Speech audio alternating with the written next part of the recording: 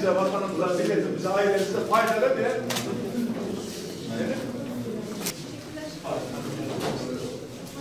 buradan başlayalım.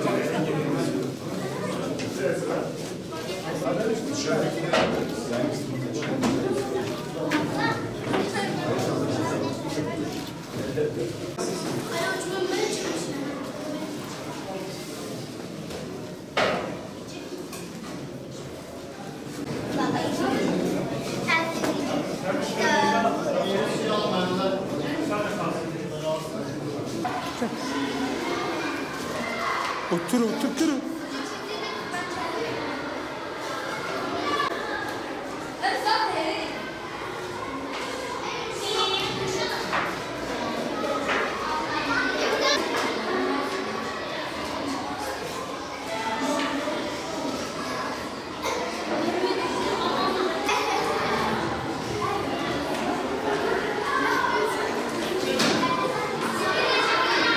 Eğer biz bir yere gideceksek, bir hedefimize ulaşacaksak mutlaka ve mutlaka eğitimde başarılı olmak zorundayız. Biz geçmişimizde dünyaya hükmederken bunu sadece kılıç kalkanla, güç zoruyla yapmadık. Eğitime önem verdiğimiz için, bilgiye önem verdiğimiz için yaptık.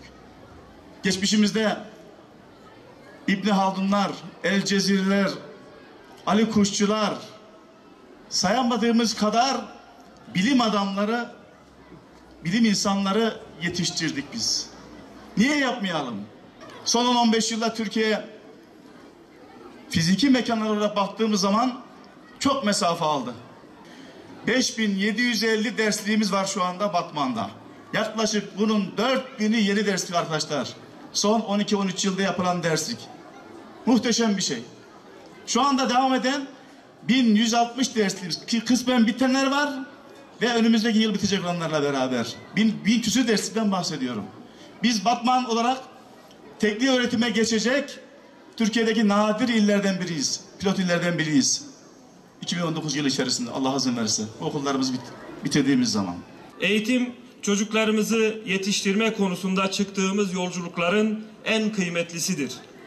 Okul öncesi, ilkokul, ortaokul, lise ve üniversiteyi kapsayan bu yolculuk, öğrenci, veli, öğretmen ve yöneticilerle birlikte atacağımız adımlar sayesinde daha sağlam ve daha güvenli olacaktır.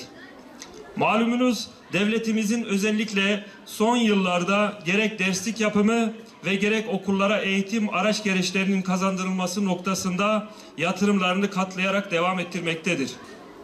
Ancak eğitim, veli, eğitimci, esnaf, iş adamı ve kamunun el ele vermesiyle yani topyekün bir birliktelikle şaha kalkabilir.